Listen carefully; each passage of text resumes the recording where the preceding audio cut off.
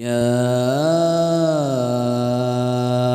أيها المزمل قم الليل إلا قليلا نصفه أو انقص منه قليلا أو زد عليه ورتل القرآن ترتيلا إنا سنلقي عليك قولا ثقيلا إن ناشئة الليل هي أشد وطئا وأقوم قيلا إن لك في النهار سبحا طويلا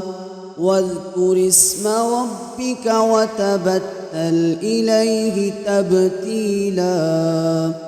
رب المشرق والمغرب لا إله إلا هو فاتخذه وكيلا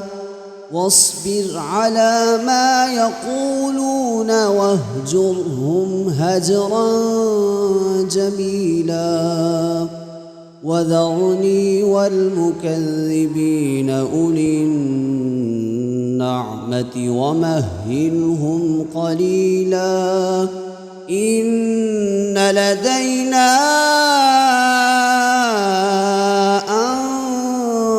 أنكالا وجحيما وطعاما ذا غصة وعذابا أليما